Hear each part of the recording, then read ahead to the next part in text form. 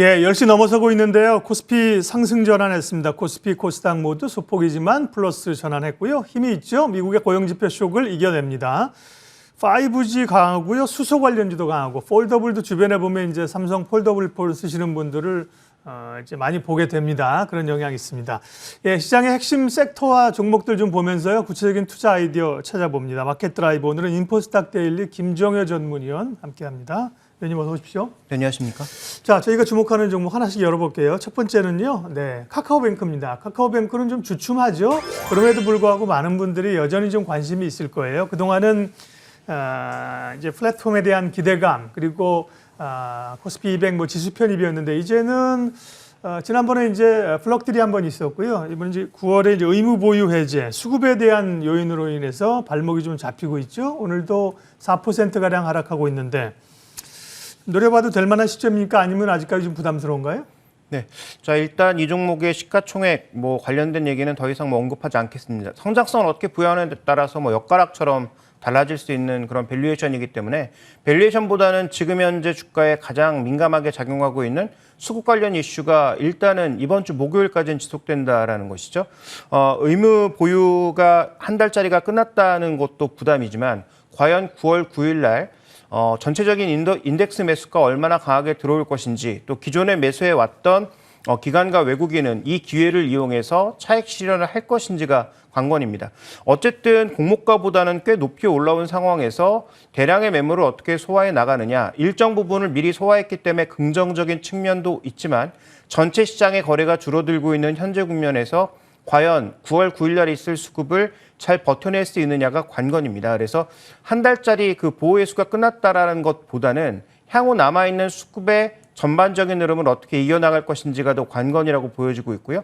그러면 그 구간에서는 굉장히 시세가 크게 움직일 수 있기 때문에 신규 투자를 하시려고 생각하셨던 분들은 오늘의 주가 조정을 매수의 기회로 이용하기보다는 조금 더 9월 9일까지는 등락과 상관없이 지켜보셨다가 9월 9일 이후에 나오는 수급이 아마도 진짜 수급일 가능성이 높다라는 판단을 하시는 것이 지금은 좋지 않을까 이렇게 보고 있습니다. 네, 9월 9일이라는 건 이제 선물 옵션 동시 만기일 지나고 봐야 된다는 말씀이신 거죠? 그렇죠. 이벤트 네. 데이에 아무래도 기계적인 수급이 대량으로 들어옵니다. 그래서 기존에 들어왔던 외국인과 기관들은 여기에 물량을 대거 떨어낼 네. 가능성이 높고 아마 9월 9일 날 크래프톤과 더불어서 카카오뱅크의 K200 특례 편입과 관련된 대량의 수급이 종가에 발생할 수밖에 없기 때문에 그 이벤트 이후에 나타나는 수급이 진짜 방향일 가능성이 높다는 것이죠. 그다음에 뭐 3개월, 6개월 지날 때마다 일정 부분의 수급이 계속 출혈될 수 있다는 점을 고려해 봤을 때 결국은 성장 모멘텀이 실적이나 아니면 다른 모멘텀에서 강하게 붙지 않으면 수급적인 부담을 좀 겪을 가능성이 있다는 것입니다. 그래서 지금 당장보다는 오늘 뭐 주가가 좀 내렸으니까 최근에 여러 가지 이슈로 내렸으니까 사야 되겠다라는 시각보다는 9월 9일 이벤트가 끝나고 나서도 수급이 정말 개선되는지를 확인하고 가셔도 늦지 않다. 저는 이렇게 보고 있습니다. 예, 카카오뱅크부터 점검을 했습니다. 수급 요인으로 최근에 좀 늘리고 있는 상황이야 점검했고요. 어쨌든 신규주에 대한 관심은 높죠. 실제 공모 단계에서 원하는 만큼 수급을 주식을 받기는 어렵지 않습니까? 그러니까 상장하고 오히려 좀 눌렸을 때 그런 점에서는 또 지난주에 엄청 관심이 있었던 일진 하이솔루스 같은 경우도 오늘 4% 가까운 조정이거든요. 이런 종목들 아마 눈여겨보고 계신 분들 많을 겁니다. 다음 또 기업 살펴보도록 하겠습니다. 다음은 KCC입니다. KCC. 건설이나 건자재 쪽도 관심이 많은데요. KCC는 기존의 뭐 그런 건자재도 그렇지만 새로운 쪽에서의 그 실리콘 이런 쪽에 대한 사업 영역하면서 증권사에서 목표가를 높이고 좋은 평가를 하면서 급등은 한 차례 좀 했었죠. 그리고 조금 조정 주는가 하더니만 오늘 또 추가적인 아마 리포트가 있었던 걸로 아는데요. 12% 급등하고 있습니다. KCC 의견 주십시오. 네, 뭐 일단 우리가 흔히 얘기하는 PR 국면에서 봤을 때는 절대 저평가 종목인 건 맞죠? 네. 그런데 이제 최근에 급등을 통해서 어느 정도 그 부분도 해소돼 가고 있지만 현재 KCC를 성장주로 볼 것이냐, 기존에 이제 가치주로 볼 것이냐에 따라서 현재에 대한 평가가 달라질 수밖에 없는데요. 증권사들의 전반적인 평가는 모두 성장주다. 이제는 이 유기실리콘이라고 하는 것의 성장이 생각보다 굉장히 강력하게 나타나고 있기 때문에 지금부터 KCC의 밸류는 과거처럼 그냥 닫혀 있는 종목이 아니다. 기존의 뭐 유리를 포함한 건자재도 좋아질 가능성이 높은데 성장까지 붙어 있으니 이 종목의 밸류에이션은 달리 봐야 된다라고 해서 목표가를 적극적으로 끌어올리고 있는 것은 분명한 사실입니다. 또 거래가 그렇게 많은 종목이 않기 때문에 최근에 이제 거래가 증가하면서 올라가고 있는 것도 기술적으로 보면 긍정적인 측면이 분명히 있죠.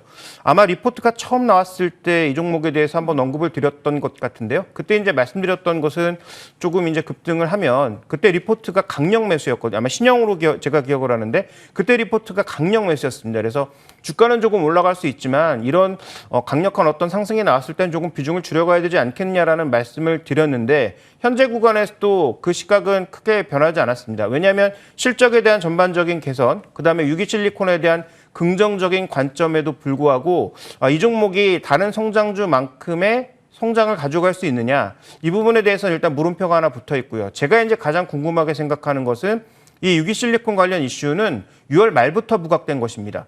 그런데 전혀 주가가 반영하지 않다가 8월 달에 나타난 보고서 하나에 급등하기 시작했고 그의 상세를 이어나가고 있는 것은 이 종목의 상승도 일정 부분의 수급 요인이 좀 결부되어 있는 것이 아닌가라고 보고 있기 때문에 즉 절대 저평가 종목을 제자리로 갖다 놓기 위한 일종의 수급 요인이라고 판단하고 있기 때문에 그 수급 요인이 끝나게 되면 아마도 상승이 조금 정체될 가능성이 있다는 측면에서 현재 이 종목의 신규 매수 관점에서 적극적으로 덤벼들기보다는 추가적인 반등 시마다 고점이 정확히 어디인지는 모르니 조금씩 비중을 줄여나가는 그런 전략. 그리고 지금 현재 PER이 한 7, 8배 정도 수준으로 올라온 것으로 보이는데요.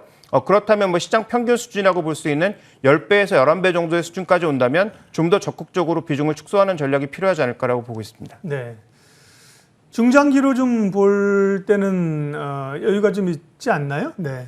중장기로 보더라도 지금 현재 중국 쪽의 업체들의 흐름이 그렇게 녹록하지 않. 이게 뭐 이 지금 유기실리콘 네. 쪽을 KCC가 독점하고 있는 것도 아니고요. 그다음에 이제 생산 공장들이 여러 군데 퍼져 있는데 그 생산 공장들 중에서 일종의 수급 불안이 나타나면서 지금 오른 부분이 분명히 있습니다. 자, 이런 수급 불안이 해결된다면 결국은 가격이 지금처럼 계속 좋아질 수 있겠느냐에 대한 반문도 할 수밖에 없기 때문에 뭐 중장기적인 측면에서 만약에 뭐 건설 측면이라든지 이런 것들을 본다? 그러면 좀 더 매력적인 종목이 더 많다라고 보고 있기 때문에 건자재, 유기실리콘 관련된 성장성의 한계는 아마도 올해를 넘기기가 쉽지 않을 것으로 좀 판단하고 있습니다. 그래서 만약에 이제 뭐 건자재 시장이나 내년에 건축 시장의 어떤 호조를 보면서 접근을 한다면 뭐 건설주를 포함한 더 좋은 종목군들이 많이 보인다라는 측면에서도 KCC는 추가적인 반등은 가능하지만 추가적인 반등 시에는 더 실는 것보다는 비중을 조금씩 줄여나가는 그런 전략이 필요하겠다라고 보고 있습니다. 네. 신영에서는 목표가를 50만 원까지 잡았는데 현재 43만 5천 원까지 최근에 꽤 빨리 올라왔습니다. 지금 가격대는 어쨌든 조금 부담스럽다는 게 김 의원님 시각이시고요. 다음 기업도 살펴보도록 할게요. 다음은 소부장 쪽입니다. 소부장도 계속 뭐 IT 쪽에서 소부장이나 뭐 2차 전지 이런 쪽에 이제 관심이 있는 건데요. 원익 PN이는 베트남에 장비 공급 계약을 했습니다. 빈그룹하고요. 여기는 2차 전지 장비인 거죠. 2차 전지 충방전 장비 공급 계약인데요. 332억 원. 지난해 매출 대비 25%니까 꽤 많은 분량입니다. 70% 에너지 주셨습니다. 좋게 보시네요. 네. 네, 일단 2차 전지의 전체적인 흐름이 뭐 끝났는지 안 끝났는지에 따라서 평가가 달라지겠지만 끝나지 않았다면 지금은 종목 수선이 나타나고 있는 것 아닙니까? 뭐 후성이라든지 원익 PN이처럼 최근에 다시 새롭게 좀 부각받고 있는 종목군들, 또 리포트가 나오고 있는 종목군들로 전체적인 매기가 좀 강화되고 있는 측면이 있습니다. 대신에 먼저 움직였던 뭐 에코프로를 포함한 소재주들의 흐름은 약간 정체, 그다음에 셀 종목군들은 최근 조정에서 조금씩 벗어나는 그런 분위기가 연출되고 있어서 2차 전지에서 전반적으로 처음에 셀이 이끌었다가 소재 쪽으로 크게 이동한 흐름이 이제는 뭐 장비, 그다음에 소외되었던 소재 종목군들을 한 단계 끌어올리고 있는 그런 양상으로 전개되고 있습니다. 두 가지 해석이 모두 가능하죠. 이게 한 사이클이 크게 돌았기 때문에 2차 전지 전체가 한번 끝나는 게 아니냐라는 시각을 가질 수도 있는 것이고요. 아니면 반대로 지금 첫 번째 셀에서 소재로, 소재에서 소외됐던 종목까지 돌았으니까 결국은 다시 셀로 돌아가지 않겠느냐라는 큰 상승의 어떤 흐름이 다시 바뀌지 않겠냐라는 두 가지 시각이 동시에 가능합니다. 결론을 내리기보다는 지금 두 가지 가능성이 모두 있기 때문에 일시적으로 보면 이렇게 새롭게 부각되는 종목군들이 좀 더 유리하다는 판단은 당연히 할 수가 있는 것이고요. 다만 이러한 종목군들이 지금 시장의 상승을 계속 견인하거나 2차 전지의 1등주는 아니기 때문에 계속 가져가시는 전략보다는 다소 이제 과열 국면으로 간다, 거래량이 너무 폭발한다 싶었을 때는 약간의 뭐 비중 조절은 필요하겠죠. 그래서 말씀드렸던 2차 전지에 관련한 두 가지 시각, 전체 사이클이 한 번 끝났느냐, 아니면 사이클 1차가 끝나고 2차로 다시 셀로 돌아가는 그런 큰 모멘텀이 있느냐를 계속 점검해 보시면서 2차 전지 쪽에 대해서는 종목 이동 혹은 전체적인 비중 축소, 이 두 가지를 결과를 보고 가는 수밖에 없다, 이렇게 좀 판단하고 있습니다. 예, 원익피엔이 오늘 공급 계약 소식으로 장중에 급등을 했다가 지금 8%인데요. 윗꼬리를 길게 달았죠. 뭐 이런 거 어쨌든 좋은 뉴스라도 뉴스가 나오는 날 그것도 고점에서 하면 좀 이제 고생할 가능성이 높습니다. 소위 이제 뉴스 모멘텀이 노출된 거기 때문에요. 원익피엔이 원익 계열이 뭐 반도체 쪽도 그렇고요. 2차 전지도 아주 뭐 탄탄합니다. 다만 조금 부담 얘기를 하셨어요. 다음 또 기업 살펴볼게요. 자, 오늘 시장에서 또 주목받고 있는 기업이 키다리 스튜디오입니다. 이제 네이버 중국 틱톡에 투자가 얘기가 있었고요. 또 DP라는 요즘 그 드라마가 넷플릭스 반영되는데 그 원작도 만화사를 또 인수한 이런 영향도 있고요. 키다리 스튜디오 이쪽 그 엔터라든지 혹은 뭐 이런 쪽에서는 근데 이런 중소형사들은 변동성이 또 워낙 크게 나타나서요. 키다리 스튜디오는 장중에 오늘 상한가까지 갔다가요. 지금은 24% 상승률입니다. 투자 의견 주십시오. 네, 조금 전에 뭐 말씀해 주신 것처럼 중소형주 변동성이 크고요. 네. 그렇게 또 거래가 대량으로 발생하게 되면 또 고점에서 잘못 샀을 때는 굉장히 이제 고생할 가능성이 있기 때문에 뭐 그런 매매 주의성은 필요하죠. 다만 이제 우리가 주목해야 되는 것은 최근에 플랫폼 기업들의 특징이 뭡니까?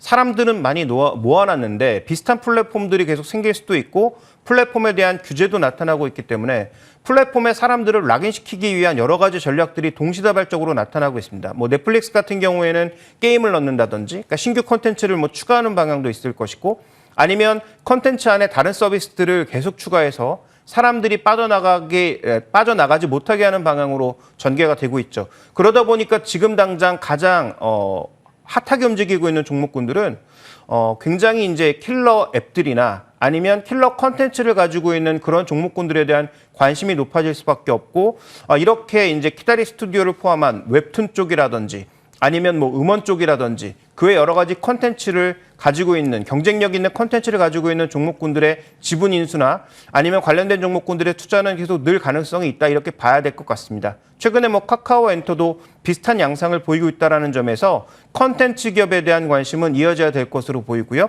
다만 언급해 주셨던 것처럼 키다리 스튜디오 물론 좋은 종목이지만 이렇게 급하게 불꽃을 막 뿜어내는 그런 과정에서 공격적인 매수는 다소 위험할 수 있죠. 그래서 컨텐츠 기업에 대한 투자는 긴 방향으로 이어가되 이렇게 급등했을 때보다는 시장이 잠시 쉴 때 혹은 시장에서 관심이 조금 줄어들 때, 그럴 때 관심을 가지시는 것이 좋지 않을까라고 보고 있고요. 아마도 이러한 추세는 쉽게 끝나지 않을 거다. 왜냐하면 전체 플랫폼에 대한 규제는 뭐 중국 쪽에서 첫 번째로 시작했지만 미국도 시작할 가능성이 높고 국내에서도 뭐 인앱 결제를 포함한 여러 가지 규제가 나타나고 있는 상황임을 고려해 보면 아마도 공격적인 투자를 통해서 사람들을 락인시키기 위한 컨텐츠에 대한 투자는 앞으로 늘어날 가능성이 높다. 이런 점에서 투자와 비중 조절을 병행하셔야 될 것 같습니다. 어쨌든 뭐 엔터 쪽이 중국 쪽에 부담도 좀 있고 이런 상황인데요. 엔터나 게임 업체들 뉴스 모멘텀이 나와주는 건 좋습니다.